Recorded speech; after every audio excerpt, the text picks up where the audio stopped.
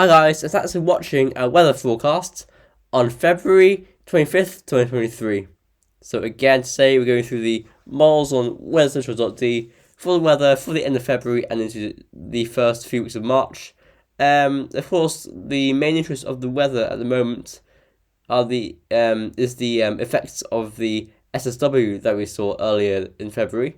And the question now is, will we see a bitterly cold plunge of air, or will it actually stay chilly but not that cold, or will we go mild? There's like three situations, three outcomes here, that are very different to each other, and pretty much all sort of types of weather that can be seen in this time of year are being forecasted. So it is very wishy-washy with the models. They're all over the place. It's really inconclusive. So just have to wait and see what will happen. Time will tell, as ever with the weather. It's always time that will tell things. So we're starting with the GFS 12Z. High pressure currently over and to our north, over us and to our north, bringing dry and cool weather. There'll be variable clouds and some sunshine. Easterly breezes, keeping things cooler on the east coast at day by day, but by night, eastern areas should be frost free because of the cloud of slightly more clouds and a fresher breeze. Now into early next week, high pressure centres just to the west of Scotland, and we just bring in a light to moderate easterly airflow. So cool and dry for most areas. So possibly a few light showers into the east at times, especially around Wednesday. And then the high pressure sort of just sits around us really as we head into next weekend. Now the high pressure on this GFS 12 run is retrogressing, moving from west to east, up towards Greenland, well up to the north, but moving westwards at the same time. And we drop in a trough of low pressure into Scandinavia, and what happens? We pull in a direct northerly blast. Our first temperatures on Wednesday, 8th of March. Look at this: -5 Celsius ice therm engulfing the country.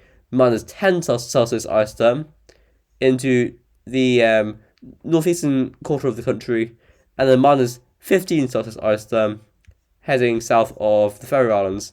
And if we run this further on, we see low pressure engaging with the cold air.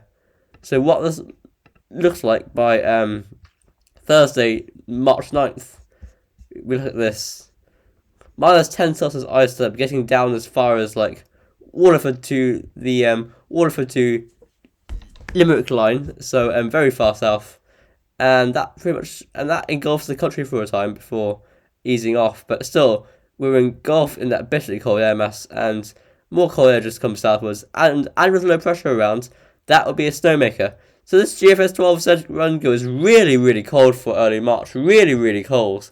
For the first half of March, from about the 5th onwards. But wait. There is I have more models to show you, and they show completely different outcomes. The ECMWF does, for example. You see them in a minute. So starting off today and tomorrow with the high pressure over into the north. So dry with some sunshine, but quite cool, especially on the east coast. And then we move on into next week, and we pretty much stay the same. High pressure just to our northeast or northwest, bringing in an easterly flow. A few light showers possible in the east, mainly dry elsewhere. Some sunshine, but quite a lot of cloud at the same time. And then look at what happens. We try to get the high pressure going around Iceland and Greenland, and we do, but we see that the low pressure in the Atlantic seems to be just a bit too strong. So you can see here in the upper temperatures. Yeah, we have got cold air coming into most of the country. -5 Celsius ice therm moving in across most parts of the country, and a -10 Celsius ice therm into Scotland and Shetland and Orkney.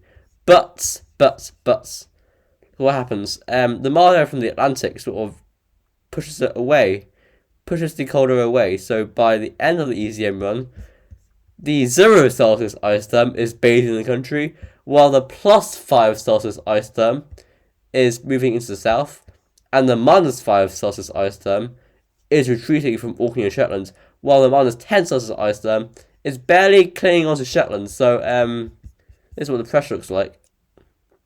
Yes, so the low pressure in the jet stream is rolling off the Atlantic like that. The black line is the jet stream. Mild winds from the southwest. All the cold air kept over Scandinavia, Baltic Sea states, and into Russia and Svalbard. So a completely different ECM run. Just the blocking is weaker on the ECM. That's the trouble. The blocking is weaker. GEM run, high pressure over us and to our north for the week. So dry settles. Quite chilly though. Few showers. And here's when the big major uncertainty starts around March 4th. So this GEM run has high pressure pretty much staying right over us next weekend, and actually collapsing to our south. And what this does is it allows westerly winds to break through, zonality to come through, no blocking at all over Greenland and Iceland, except quite a strong PV over Scandinavia, Russia, and Svalbard. And the upper temperatures look at this. The cold air being kept up in the north while we go into a mild westerly flow further south. So that GEM run does not want to play with cold weather at all. So that's revolting for me and any other cold weather lovers. Heading into the UK Met run then, same sort of situation, high pressure right over us to our northwest. The whole of next week pretty much. Dry settles, although probably quite chilly, especially in the south, with more of an easterly wind and a few showers.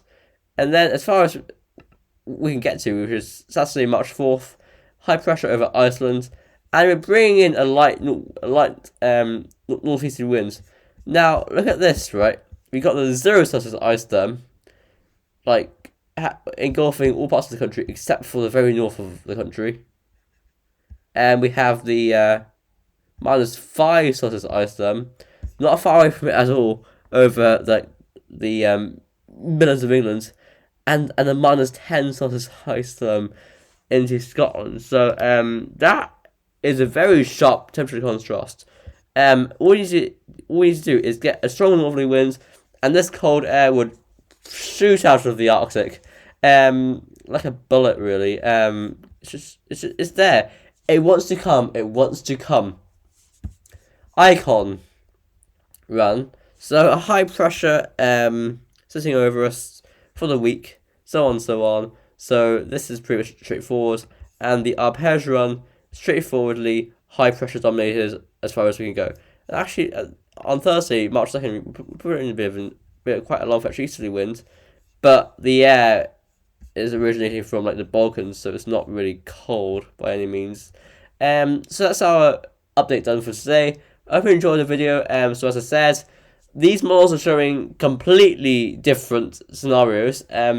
GFS going really cold, ECM quite half-heartedly cold, GEM not cold at all, UK Met run sort of going slightly chilly at the end, and Icon and Arpege don't really get to the time frame where the big uncertainties start. So it's all up in the air at the moment.